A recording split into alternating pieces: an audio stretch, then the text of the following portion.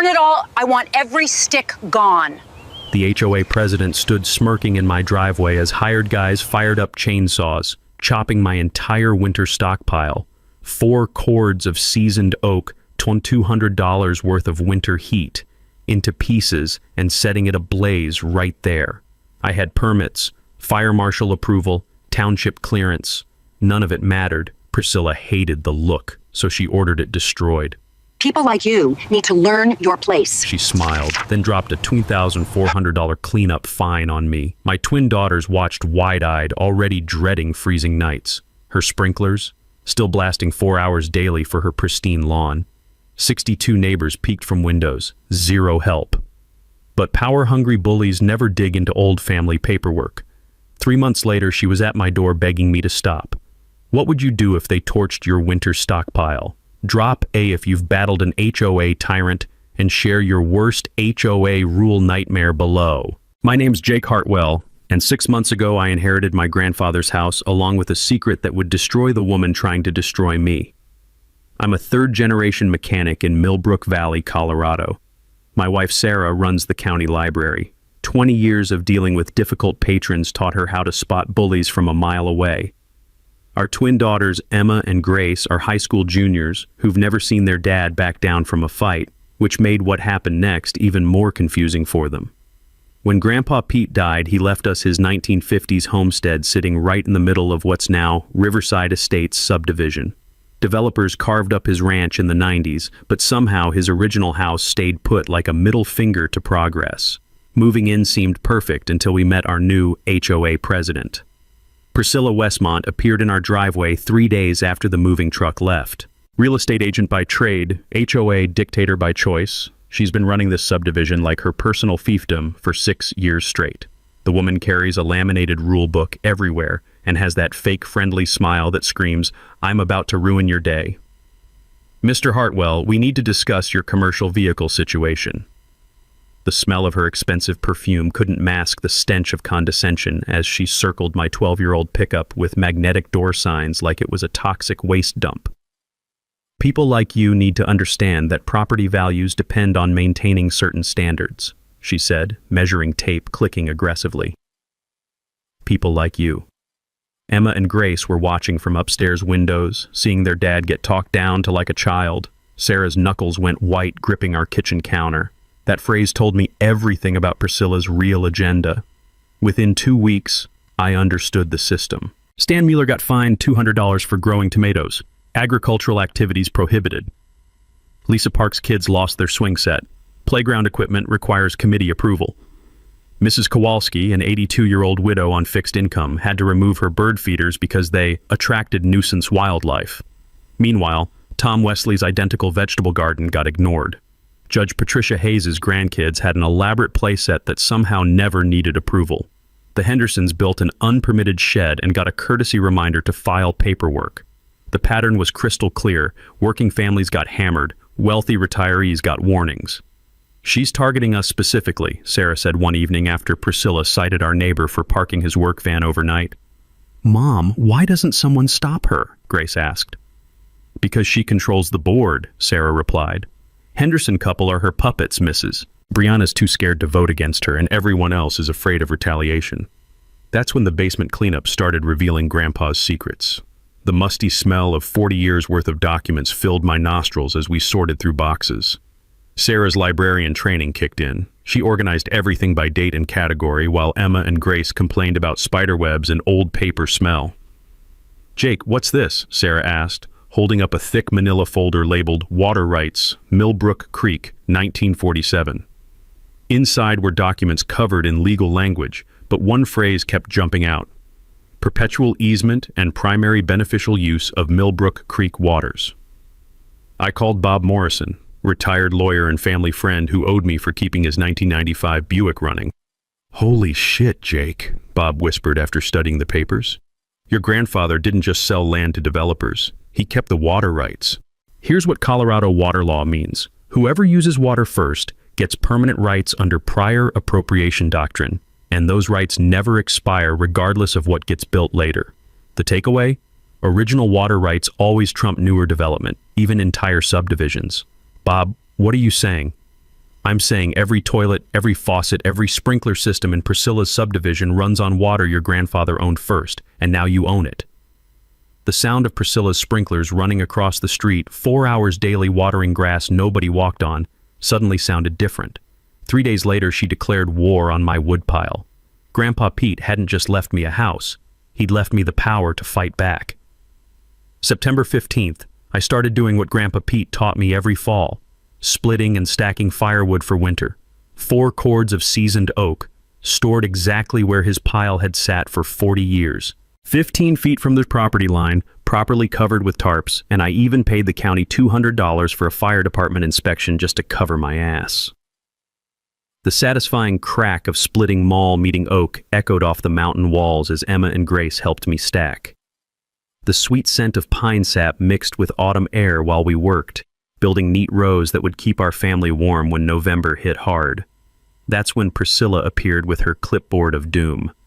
"Mr. Hartwell, this is completely unacceptable," she announced, circling my woodpile like a vulture examining roadkill. Section 7.3.2 prohibits unsightly storage that negatively impacts community aesthetics. I wiped sawdust off my hands. "Ma'am, I've got fire department approval, township permits, and this wood's been here for decades. Your grandfather's arrangements don't override current HOA covenants." That fake smile again. "You have 72 hours to remove this eyesore or face escalating penalties." October 1st brought my first taste of HOA warfare, a certified letter thick enough to choke a horse. Sarah's face went pale reading the violation notice. $50 daily fines for the first week, $100 for the second, $200 thereafter, all for storing legal firewood. "They can't do this," Sarah said, but her voice carried doubt. I remembered something Bob Morrison had told me years ago when he was still practicing law. HOAs operate in legal gray areas where they can harass homeowners until someone fights back. The trick is knowing that they have to follow something called the business judgment rule and can't discriminate based on who has money and who doesn't. Problem is, most people don't know their rights, so they cave under pressure. "Bob, they're threatening liens over legal firewood," I told him when I showed up at his house with my permit folder. "Jake, you're completely in the right here," he confirmed, spreading documents across his kitchen table. "Fire department approval, township clearance, proper setbacks, Priscilla's got no grounds." "So why the threats?" "Because most people fold rather than fight. She's counting on you being too broke or too scared to challenge her." October 8th, I requested a formal hearing. Priscilla scheduled it for 2 p.m. on a Tuesday, working hours naturally, in the subdivision's cramped community room that smelled like stale coffee and broken dreams. I took time off work, showed up with my documentation folder, and found myself facing Priscilla plus the Henderson couple. Mrs. Brianna was conveniently unable to attend. "Mr. Hartwell, the board has reviewed your situation," Priscilla began without even glancing at my papers. "We voted unanimously to uphold the violation." "Ma'am, I haven't even presented my case yet. The decision is final." 5 minutes later, I was back in the parking lot with my unused documentation, realizing I'd just witnessed a kangaroo court in action. That evening, I started making calls to other violators. Stan Mueller's voice carried the weariness of defeat. "Jake, they fined me $500 for growing tomatoes in my backyard, threatened to put a lien on my house if I didn't rip them out. What about Tom Wesley? He's got an identical garden." "Yeah, well, Tom Wesley plays golf with the Henderson brothers." Lisa Park had the same story. $300 fine for her kid's swing set while Judge Hayes's grandkids played on equipment twice as large without any citations. The picture was getting clearer, but I needed proof. October 15th, I spent Saturday morning walking the subdivision with my phone camera, documenting what Bob would later call selective enforcement. Tom Wesley's vegetable garden, no citations. Patricia Hayes's elaborate playground, no violation notices. The Hendersons' clearly unpermitted storage shed, no enforcement action. But every working-class family had violation papers taped to their doors. When I confronted Priscilla with photo evidence the next Monday, her mask slipped completely. "Mr. Hartwell, some residents understand community standards better than others." Her voice turned ice cold. "Perhaps you should consider whether this neighborhood is really right for your family." There it was. The threat wrapped in suggestion: conform or get forced out. November 1st brought escalation, $1,400 in accumulated fines plus legal language about property liens. Sarah held the letter with trembling hands while Emma and Grace watched their parents' stress levels spike. "Dad, why is she doing this to us?" Emma asked that night. "Because she thinks people like us don't belong in her perfect neighborhood." Grace, always the fighter, crossed her arms. "That's bullshit." Language, but yeah, honey, it is. That night, while Sarah researched legal aid attorneys we couldn't afford, and the girls worried about losing their home, I sat in Grandpa's basement staring at that water rights folder. The sound of Priscilla's sprinklers running at 11 p.m., watering dead grass in November, finally pushed me over the edge. Time to find out what cards Grandpa Pete had really left me. November 30th, I woke up to the sound of chainsaws in my driveway. Through the bedroom window, I watched three guys in work boots unloading equipment while Priscilla stood directing traffic like some kind of suburban general. Her nephew Derek was setting up his phone on a tripod. Apparently, my family's destruction was going to be live-streamed for entertainment. "What the hell?" Sarah gasped, grabbing her robe. The girls rushed to their window. "Dad, they're cutting up our firewood." I threw on clothes and ran outside, but half my winter fuel was already loaded in a trailer. The smell of chainsaw exhaust mixed with diesel fumes while the sound of my property being destroyed echoed off mountain walls. "You're stealing my firewood," I shouted over the noise. Priscilla turned with that satisfied smile I was learning to hate. "We're removing a violation per HOA authority, Mr. Hartwell. You'll receive the bill for remediation services." "This wood is legal. I have permits." "Your permits don't override community standards." Derek started his live stream commentary. "Cleaning up another neighborhood eyesore, folks. Some people just don't understand property values." But here's where Priscilla showed her true colors. Instead of just hauling the wood away, she ordered them to set up a burn barrel right in my driveway. This wasn't about violations. This was about public humiliation. Sarah's car screeched into the driveway as flames started consuming 4 cords of seasoned oak. The acrid smoke burned my throat while Derek narrated like some twisted sports announcer, "Making sure this fire hazard never comes back, people." "Stop filming my family," Sarah demanded. "Public street, lady. First Amendment rights." Mrs. Patterson appeared at her fence, shaking her head in disgust. 2 other neighbors gathered on the sidewalk, whispering among themselves, but nobody stepped forward to help. 62 houses watching through windows while 1 working family got publicly destroyed. The taste of ash settled on my tongue as I watched $12,200 worth of winter heating go up in smoke. By 2 p.m., my heating plan was a pile of smoldering ash, and Priscilla was handing me a bill for $2,400. "Violation remediation and disposal services," she announced with theatrical formality. "Payment due within 30 days, or we'll add collection fees and legal action." Emma and Grace watched from our front steps as the crew packed up. Emma had tears streaming down her face. First time she'd seen her dad completely powerless against adult bullying. Grace was shaking with rage, already planning revenge campaigns that would never work. That evening, we huddled around electric space heaters while November wind whistled through gaps in our old house. The heating bill was going to triple, but that wasn't even the worst part.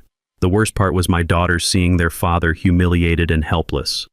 "There's got to be something we can do," Grace said, voice cracking with frustration. "Honey, sometimes the system's rigged against people like us," I replied, hating how defeated I sounded. Emma, always the problem solver, wasn't ready to give up. "What about those papers Grandpa left? The water thing Mom found?" Sarah pulled out the folder we'd been ignoring. "Bob Morrison said these might be significant. Maybe it's time to find out what he meant." December 3rd, I called Bob with desperation replacing pride in my voice. "Jake, perfect timing," Bob said before I could speak. "I've been researching your grandfather's documents. You need to get over here immediately." "Bob, they burned my firewood. All of it. Right in my driveway while neighbors watched." Silence. Then, "Those bastards. Jake, drop everything and come here right now. What I found changes everything." 20 minutes later, I was staring at documents spread across Bob's dining room table while he dropped the biggest bombshell of my life. "Your grandfather wasn't just smart about selling his land," Bob said, practically vibrating with excitement. "He was brilliant. When developers wanted his property in 1995, he sold everything except the water rights." Meaning every faucet, every toilet, every precious sprinkler system in Priscilla's subdivision runs on water your grandfather owned first. "Colorado water law is absolute. First in time, first in right." My head started spinning. But how does that help me? Bob's grin turned predatory. Jake, I found the financial trail. Something called Millbrook Creek Water Services has been collecting $3,400 monthly from the HOA for water access. That shell company traces directly to your grandfather's estate. The room went silent except for my heartbeat. You're telling me? I'm telling you the HOA has been unknowingly paying you $81,600 over 2 years while Priscilla harassed your family with your own money. The irony was perfect. While she burned my heating fuel for being unsightly, her lawn was being watered 4 hours daily with my water, paid for with money that was legally mine. Bob, what can I do? Jake, you don't just have water rights. You are the water company. Every drop in that subdivision flows at your discretion. I thought about Derek's smug commentary, Priscilla's satisfied smile, my daughter's tears. How fast can we move on this? 30-day notice required by law. But once you play this card... Bob leaned forward. There's no going back. You ready for total war? Through his window, I could see Priscilla's sprinklers running despite yesterday's snow. She declared war when she burned my family's winter heat. I'm just going to win it. December 5th. I did something I'd never done before. I started recruiting allies for war. First stop, Stan Mueller's house. Stan answered the door looking like a man who'd given up fighting, until I explained what Bob Morrison had discovered. You're telling me you own the water system? Stan's eyes went wide. The whole damn subdivision? Every drop. And I need families willing to stand together against Priscilla's harassment. Within hours, Stan had called Lisa Park. By evening, we had 6 families crammed into my auto shop after closing time. The smell of motor oil mixed with determination as I spread Bob's legal documents across my workbench under fluorescent lights. We've all been victims of selective enforcement, I began. But what if there's a way to end this permanently? Mrs. Kowalski, 82 and fierce, leaned forward. Jake, that woman destroyed my bird feeders out of spite. What can we really do? That's when I explained the water rights bombshell, watching defeated faces transform into something dangerous. Hope mixed with anger. You can legally control their water? Lisa asked, voice rising with excitement. With proper notice, yes, but this is about equal treatment, not revenge. December 10th, I installed monitoring equipment at the creek source. Morning frost crunched under my boots as I worked, pine-scented air filling my lungs while I mounted digital meters. My easement rights gave me legal access to every drop flowing into the subdivision. What I discovered made my blood boil. Average daily usage, 12,000 gallons. But Priscilla's house alone consumed 800 gallons daily watering grass during irrigation season, more than 3 working families combined used for drinking, cooking, and bathing. The hypocrisy was stunning. She was burning my heating fuel for being unsightly while wasting enough water daily to fill a swimming pool. Meanwhile, Sarah launched her own investigation into HOA finances.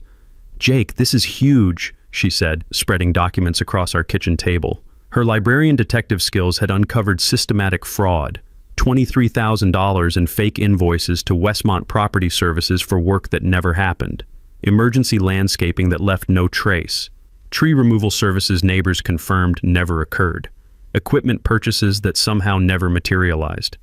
She's been embezzling for years, Sarah concluded. Bob's legal assessment was chilling. This is felony territory, Jake. Prison time if prosecuted. But December 15th brought Priscilla's counterstrike. I was installing backup monitoring equipment when Derek appeared with 2 guys I didn't recognize, thick necks, work boots, aggressive postures. You need to stop messing with community property, Derek announced, filming with his phone. This is my easement. I have every legal right to monitor water flow. Legal right my ass, you're trespassing. The bigger guy stepped closer. Maybe you should find somewhere else to live, mechanic. This neighborhood's getting too expensive for people like you. The threat was clear, but they'd made a critical error. Derek was still filming, capturing their intimidation on video. Gentlemen, you're on camera threatening a homeowner exercising legal property rights, I said calmly. I hope you're prepared for that footage to become evidence. Derek's face went pale as he realized his own recording had just documented criminal intimidation. They left, but the message was clear. Priscilla was escalating to physical threats. December 20th, Bob served the formal Notice of Primary Water Rights Assertion to the HOA board. 30 days to respond before I could legally modify service terms. My demands were reasonable. Acknowledge my water authority, stop discriminatory enforcement, Implement equal treatment for all violations. Priscilla's response came within hours, not through legal channels, but through neighborhood sabotage. I discovered it December 22nd when Mrs. Patterson called in distress. "Jake, someone's been spreading rumors about you," she reported. "Priscilla's telling everyone you're planning to shut off water right before Christmas to force families with children into compliance." The lie was brilliant and vicious.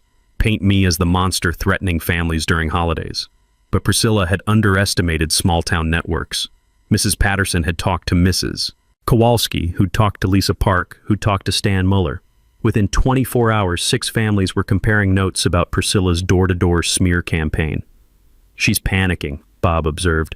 "Desperate people make stupid mistakes." My counter-move was simple: complete transparency. December 25th, I hand-delivered information packets to every house. Legal documents, water usage data, financial irregularities, and a simple message: this is about equal treatment under rules we all agreed to follow. The response was immediate. Tom Wesley knocked on my door Boxing Day morning. "Jake, I owe you an apology. I believed Priscilla's version until I saw your documentation." Judge Hayes called that evening. "Mr. Hartwell, I've reviewed your materials. Your legal position appears sound." Even the Henderson couple stopped avoiding eye contact. By December 30th, public opinion had shifted dramatically. Priscilla's lies had backfired, creating exactly the community scrutiny she'd tried to avoid. The taste of victory was sweet, but I knew this was just the setup. January would bring Priscilla's deadline to respond to my water rights assertion. She could accept my terms and acknowledge defeat. She could fight in court where her embezzlement would be exposed. Or she could try something desperate. I was counting on desperate. January 2nd, Bob Morrison called with the kind of excitement lawyers only get when they're about to destroy someone legally. "Jake, Priscilla's response just arrived. You're not going to believe this arrogance." The smell of fresh coffee filled Bob's office as I stared at the most stupidly aggressive legal document I'd ever seen. Priscilla hadn't just rejected my water rights, she'd declared total war. "Notice of counterclaim and demand for cessation of fraudulent activities," Bob read, barely containing his glee. "She's claiming your documentation is fabricated and demanding you cease all harassment of the HOA. Can she actually do that?" "She can try, but Jake, this is exactly what we wanted. By challenging your rights in writing, she's forced this into court where everything becomes public record." Bob spread additional documents across his desk, the rustle of papers mixing with winter wind rattling windows. I spent the holidays digging into Millbrook Creek water services. Found the complete financial trail back to 1995. The numbers hit like a sledgehammer. Grandpa Pete had negotiated genius-level terms when selling to developers. Keep the water rights, lease them back to the subdivision for $2,400 monthly, with automatic inflation adjustments. Current rate, $3,400 monthly. Jake, you've been unknowingly collecting $81,600 over 2 years. My coffee went cold as the implications sank in. She's been paying me to harass my own family? Gets better. Every dollar she's used for legal threats, every fine she's imposed, every gallon she's wasted watering her lawn, all funded by money that was legally yours. The irony was so perfect it hurt. While Priscilla burned my heating fuel for being unsightly, she was literally paying me to provide water for her 4-hour daily lawn watering obsession. What's our next move? Bob's predatory grin returned. Colorado water law is absolute. First appropriation, first right. Your 1947 claim trumps everything. But here's the beautiful part. When this hits court, discovery rules mean both sides must provide financial records. He pulled out Sarah's embezzlement research. All those fake invoices, phantom companies, personal account transfers, they become evidence in a public trial. So Priscilla has to choose between accepting my water authority or exposing her crimes? Exactly. Either way, she's finished. January 5th brought vindication. Local HOA dispute reveals complex water rights issues hit the newspaper. The reporter had verified my grandfather's 1947 water claim through county records. Priscilla's panic response was immediate. Emergency HOA meeting scheduled for January 8th, with inflammatory notices about defending our community against fraudulent takeover. The community center was packed beyond capacity, 68 residents plus standing room overflow. The fluorescent lighting felt harsh as media crews set up. Linda Chang from Channel 7, Denver Post reporter, even a blogger with a serious camera. The air buzzed with nervous energy as Priscilla opened with desperate theater. "Neighbors, Jake Hartwell is attempting to extort our community using fabricated documents." I raised my hand for recognition. "Mr. Hartwell has said quite enough," she snapped. Fatal mistake. Judge Patricia Hayes, retired but razor-sharp, rose from her seat. "Point of order, Madam President. Why are you denying a homeowner's legal right to address this assembly?" The crowd's murmur turned hostile toward Priscilla. Under television lights, sweat was visible on her forehead. "Furthermore," Hayes continued, "I've examined Mr. Hartwell's documentation. These water rights appear legitimate. If they're fraudulent as you claim, where's your contrary evidence?" Priscilla was trapped. She couldn't provide contrary evidence because none existed. The taste of victory was metallic in my mouth as I watched her composure crumble. "The board will respond through proper legal channels," she stammered. "When?" Hayes pressed. "Your deadline expires January 20th. Even wealthy neighbors were asking uncomfortable questions about financial transparency and enforcement equality. The power structure was shifting visibly. That's when I knew Priscilla would never surrender gracefully. Cornered animals do desperate things. I just had to be ready when she lashed out. January 10th, I did something that would have terrified me 6 months ago. I started planning like a general preparing for the final battle, except my weapons were water meters and legal documents instead of tanks and artillery. Bob Morrison's law office became our war room. Maps of the subdivision covered his conference table, water usage charts lined the walls, and Sarah's embezzlement research filled 3 binders. The smell of marker ink mixed with Bob's terrible coffee as we plotted Priscilla's inevitable downfall. "She's got 11 days to respond," Bob said, circling January 20th with red marker. "Based on her narcissistic personality, she'll try something desperate rather than admit defeat." "What kind of desperate?" "Could be bribery. People with money always try to buy their way out first. Could be intimidation, sabotage, maybe even violence. Cornered sociopaths are unpredictable."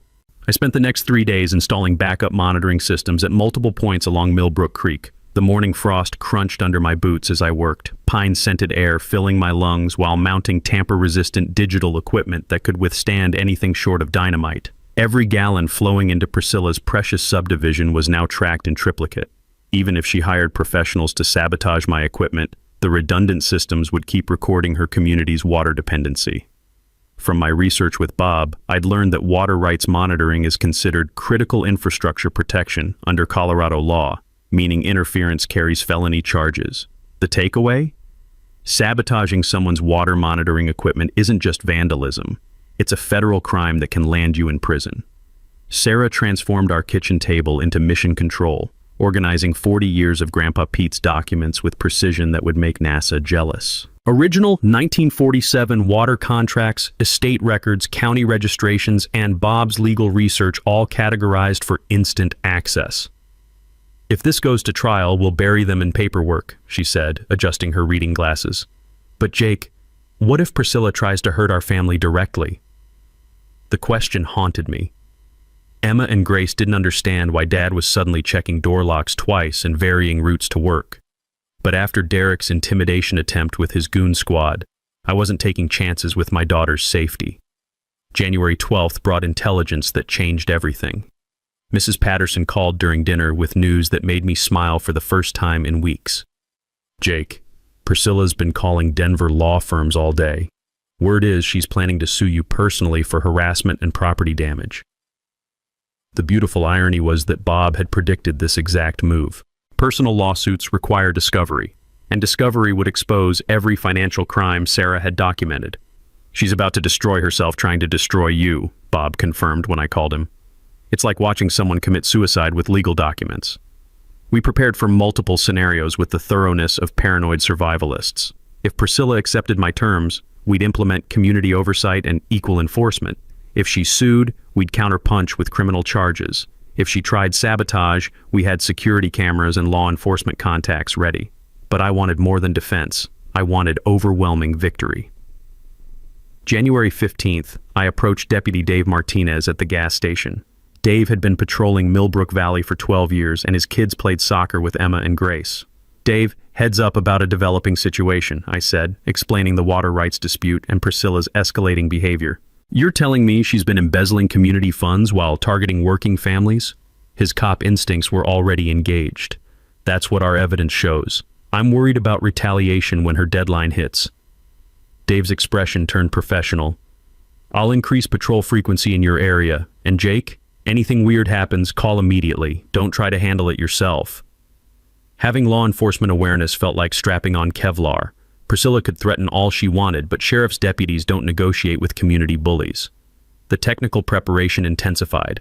I created detailed water usage reports documenting consumption patterns for every house. The data was damning. Priscilla's property consumed more water than 4 working-class families combined, all while she lectured others about community standards. Sarah discovered additional embezzlement evidence, $12,000 paid to Mountain Valley Consulting for phantom services. The consulting company's registered address? Priscilla's home office. She's running a one-woman crime syndicate, Sarah concluded with librarian-level thoroughness. January 18th, Bob filed preemptive motions with the county prosecutor. Not formal charges yet, just establishing documentation in case Priscilla's desperation escalated to criminal behavior. The psychological pressure was working. Mrs. Patterson reported unusual activity at Priscilla's house. Cars at odd hours, lights past midnight, neighbors hearing arguments through windows. She's cracking, Bob observed. People who've never faced consequences often lose their minds when accountability finally arrives. That evening I sat in Grandpa's workshop breathing familiar scents of motor oil and old wood while cleaning tools. Emma and Grace did homework upstairs, Sarah graded papers in the kitchen, and everything felt almost normal. But January 20th was coming. Priscilla had to choose, surrender or get destroyed publicly. I was betting she'd choose destruction. Narcissists always do. January 19th, 11 p.m.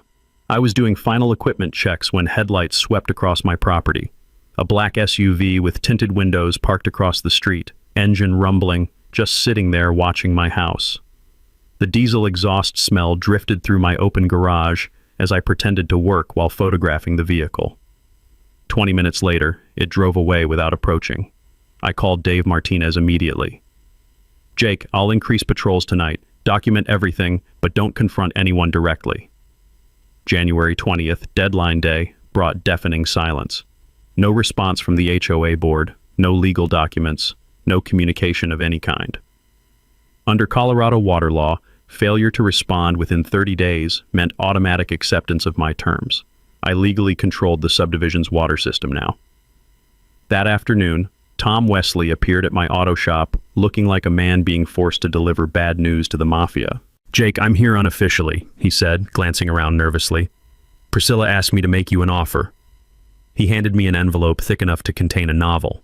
Inside was a cashier's check for $75,000 and a typed note.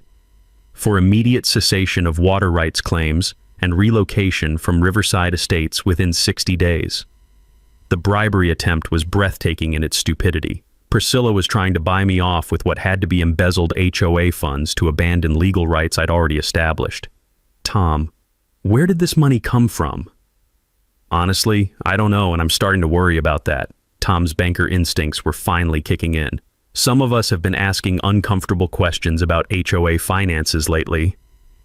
I handed the unopened check back. Tell Priscilla all communication goes through Bob Morrison now. 2 hours later, a Channel 7 news van pulled up outside my shop. Linda Chang emerged with camera crew, but something felt off. They'd been called here, not discovered the story naturally. Mr. Hartwell, we've received reports that you're extorting the HOA with fraudulent water rights claims. The setup was obvious. Priscilla was trying media manipulation to paint me as the neighborhood villain before the truth came out. But I'd spent weeks preparing for exactly this moment. Ma'am, I have county-verified documentation establishing my family's 1947 water rights, I replied calmly. If anyone believes those documents are fraudulent, they're welcome to challenge them in court where all HOA financial records become public evidence. Linda's expression shifted as she caught my implication. Are you suggesting financial irregularities? I'm suggesting transparency benefits everyone in this dispute. Within minutes, her narrative flipped from homeowner threatens neighborhood to water rights dispute reveals deeper community issues. The smell of victory was sweeter than pine sap. January 22nd brought Priscilla's most desperate move. Sarah was returning from the library when she found Derek with two guys she didn't recognize, photographing our water monitoring equipment. Not vandalizing, just documenting everything with professional cameras. "That's private property," Sarah called out. "Public easement, lady. First Amendment rights," Derek replied, still live streaming on his phone. Critical error. Derek was creating video evidence of reconnaissance activity targeting critical infrastructure, a federal crime when it involves water systems. "Derek, you're broadcasting surveillance of protected water monitoring equipment," I said when I arrived. "I hope you understand the Homeland Security implications of that footage." His confident smirk vanished as he realized his own live stream had just documented potential terrorism charges.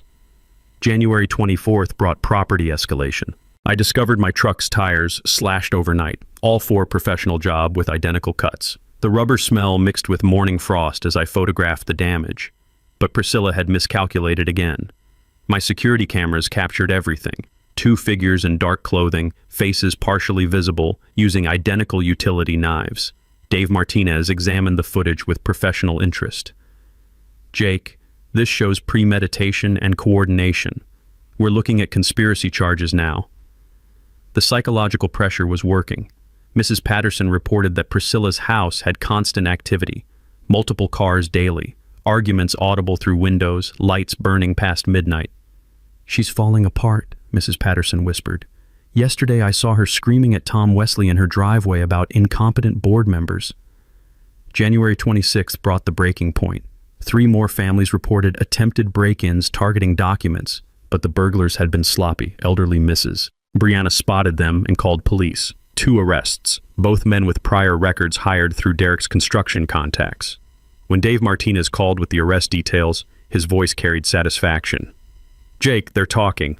Paid $500 each to search for old water paperwork that could contradict your claims." "Any paperwork exists?" "That's the beautiful part. They were searching for documents that don't exist because your rights are legitimate. Priscilla committed multiple felonies chasing a fantasy." That evening, Judge Patricia Hayes called an emergency community meeting, completely bypassing Priscilla's authority. The community center was packed beyond fire code limits. 76 residents, plus media and law enforcement. The fluorescent lights felt harsh as tension filled the room. "Neighbors, criminal activity has escalated beyond acceptable limits," Hayes announced. "It's time for this community to choose between lawful resolution and continued chaos." Bis. Priscilla tried maintaining control. "This meeting is unauthorized." "Madam President, you lost moral authority when crimes were committed in your name," Hayes interrupted coldly. The crowd was turning openly hostile toward Priscilla. Even her former allies were physically distancing themselves. The endgame was here. January 28th brought Priscilla's last-ditch effort to avoid total destruction, and it was uglier than I expected.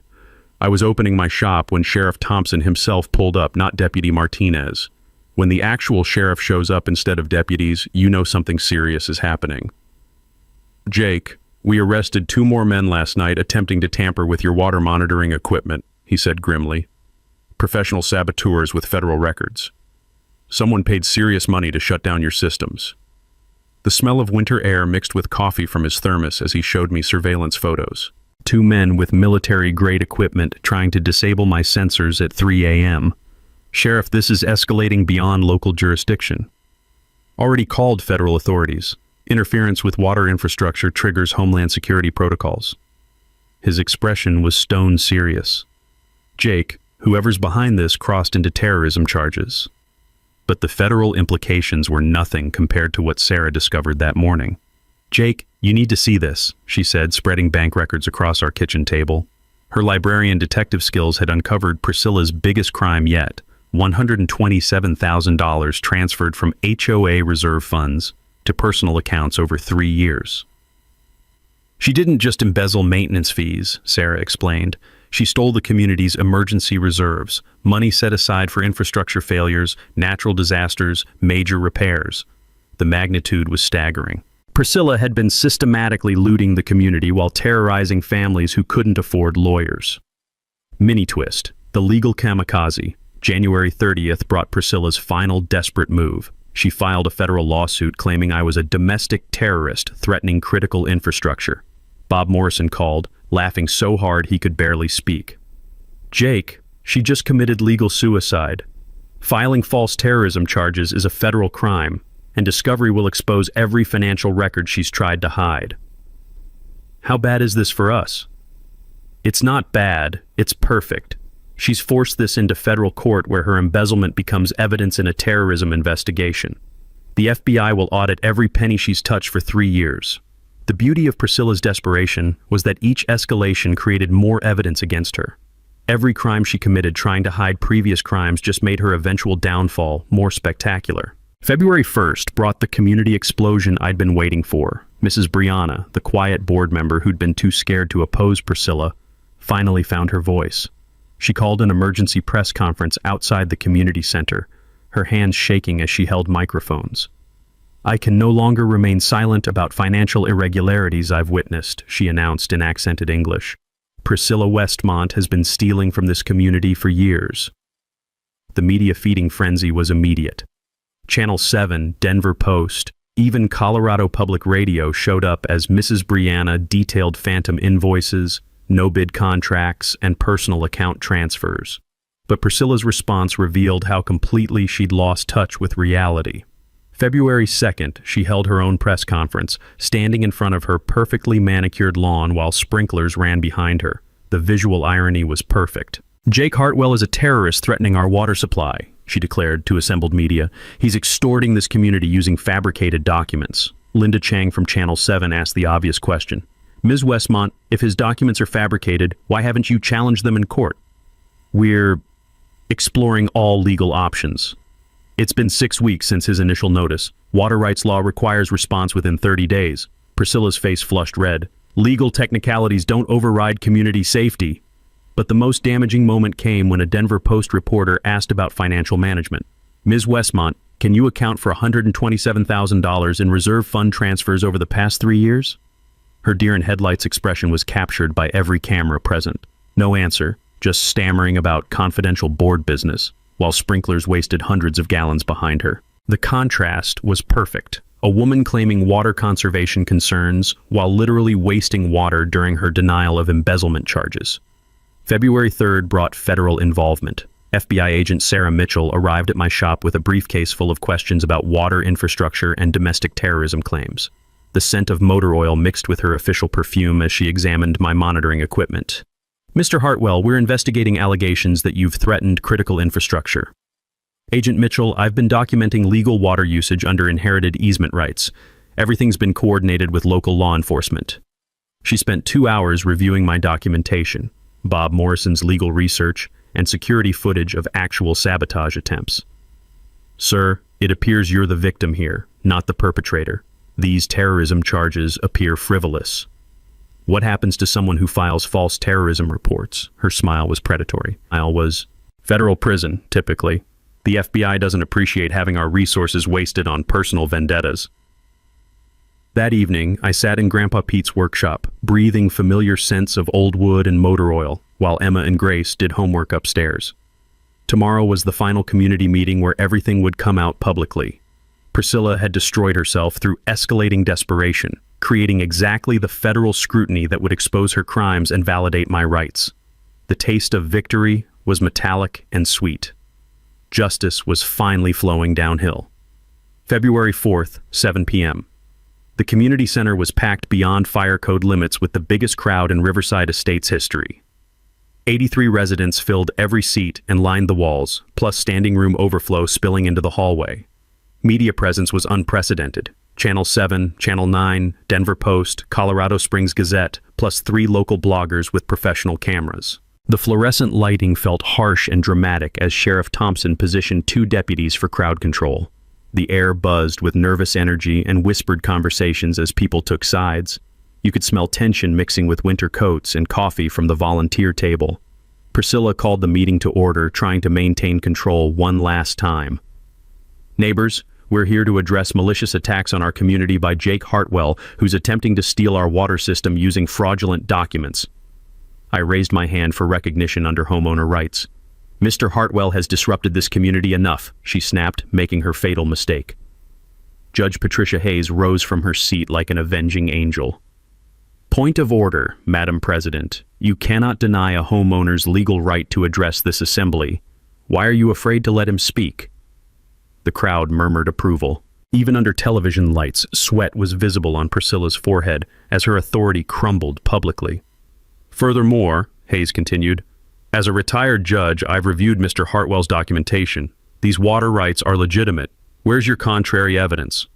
"We're challenging everything in federal court," Priscilla replied desperately. That's when Bob Morrison stood up, briefcase in hand. "Ladies and gentlemen, I'm Bob Morrison, Mr. Hartwell's attorney. The federal court dismissed Ms. Westmont's terrorism charges this afternoon as frivolous and potentially criminal." Gasps echoed through the room. Several residents pulled out phones to record. "But there's more," Bob continued. "The FBI investigation revealed that Jake has been receiving legitimate water payments from this HOA for 2 years, $81,600 that he never knew about." The crowd erupted. "What? How is that possible? She knew?" I stood and walked to the microphone, the sound of my footsteps echoing in the suddenly silent room. "Neighbors, I never wanted this fight," I began, my voice carrying clearly through the speaker system. 6 months ago, I was just a mechanic who inherited his grandfather's house and wanted to heat his family's home legally. The room was dead silent except for camera shutters clicking. But when someone burns your winter fuel for entertainment while watering their lawn with water you unknowingly own, somebody has to stand up. Priscilla tried interrupting. "Those are lies." "Ma'am," I continued calmly, "everything I'm saying is documented in federal court records that everyone here can access tomorrow." Sarah walked to the front with 3 binders of evidence, placing them on the presenter's table. "Here's 3 years of HOA financial records," she announced. "Fake invoices, phantom companies, $127,000 in embezzled reserve funds, all traced to accounts controlled by Priscilla Westmont." The crowd's shock was audible. Mrs. Kowalski stood up, voice shaking with anger. "You stole our emergency money while fining me for bird feeders?" Tom Wesley rose from his seat. "Priscilla, I trusted you with our community's finances. How could you betray us like this?" But the mic drop moment came when I addressed the water situation directly. "Folks, I could legally modify your water service tomorrow, raise rates, restrict usage, even shut off service to specific properties." The room held its breath. "But that's not who I am or who my grandfather raised me to be." I paused, letting tension build.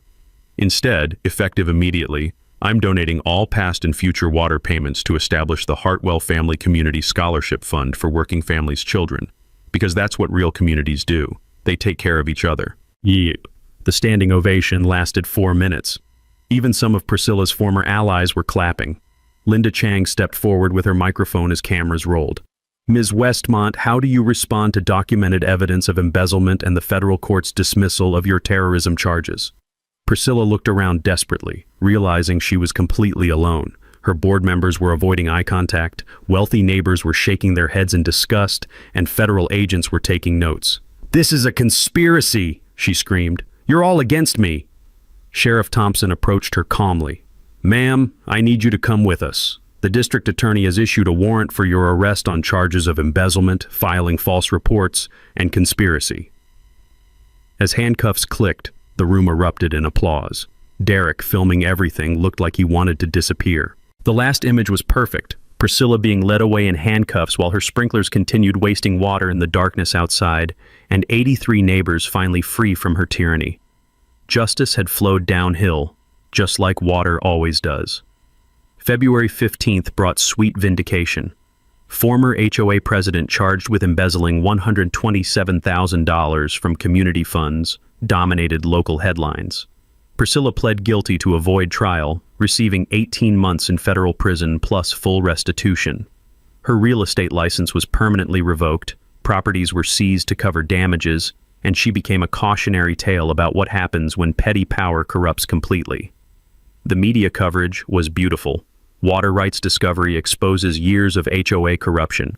Mechanics' legal victory leads to community reform.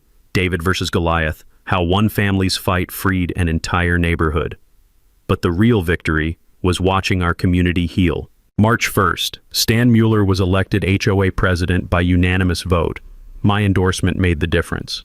The new board included Lisa Park, Mrs. Patterson, a reformed Tom Wesley who'd learned about courage, and Mrs. Brianna finally free to vote her conscience. Their first official act was revolutionary: abolish all aesthetic standards violations and establish due process requirements for any future enforcement. Working families would never again face systematic harassment for existing in their own neighborhood. The Hartwell Family Community Scholarship Fund launched with $41,000. My donated water payments plus community contributions. Our first recipients included Emma and Grace, plus 4 other working-class kids who'd previously had no college hopes. The selection criteria were simple: academic merit and community service, regardless of family income. Emma plans to study civil rights law, Grace is considering community organizing, and both learned that standing up to bullies sometimes means becoming leaders themselves. April brought infrastructure improvements that saved everyone money. My mechanical expertise helped redesign the water distribution system, reducing monthly costs by 25% while improving pressure throughout the subdivision. The engineering changes became a case study for Colorado water rights advocacy groups, proving that community cooperation beats corporate control every time. But the sweetest revenge was watching the neighborhood transform from fear to friendship. June 20th. First annual Millbrook Valley Community Day filled the streets with genuine celebration. My free automotive clinic served 47 families, oil changes, brake checks, and basic maintenance for neighbors who'd helped each other through crisis. The smell of motor oil mixed with barbecue smoke as Sarah's library book drive collected over 2,000 volumes for underfunded schools. Emma and Grace organized a teen volunteer corps that painted Mrs. Kowalski's house, built garden beds for elderly residents, and proved that young people thrive when given meaningful work. The sensory memories were perfect. Children's laughter echoing off mountain walls, the scent of grilling burgers mixing with pine air, the sound of neighbors helping neighbors instead of fighting each other. Personal healing came gradually. Sarah and I grew closer through shared purpose. Protecting our family had revealed strengths we didn't know we possessed. Marriage deepened when tested by crisis and strengthened by victory. The girls witnessed their father stand up to systematic bullying and win through patience, legal knowledge, and community building rather than violence or revenge. Life lessons that no classroom could teach. October evening, 1 year later, I was splitting wood for winter, legally and without harassment, when the sound of children playing carried across the neighborhood.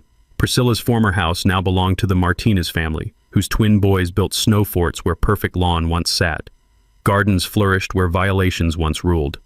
Bird feeders returned to elderly windowsills without fear. The smell of wood smoke from dozens of chimneys proved that families could heat their homes without persecution. Autumn air carried sense of freedom and fresh possibility.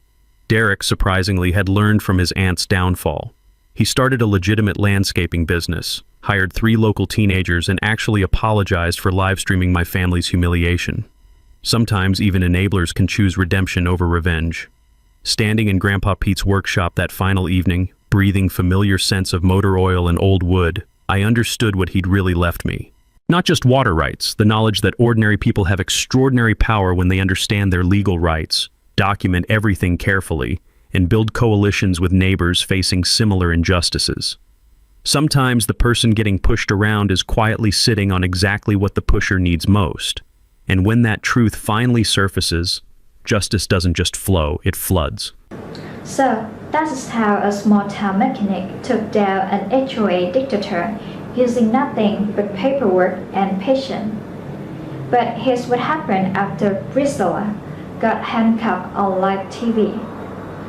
Jake could be bitter, how most people would be. This woman burned his family heating fuel, terrorized his neighbor for years, and stole $127,000 from their community reserve. Instead, he donates every penny of the water rights payments, on $81,600 to a scholarship fund for working families' kids. Emma and Grace were the first recipients, along with 4 other local kids who never thought college was possible. That's the difference between revenge and justice, folks. Revenge tears people down. Justice builds something better.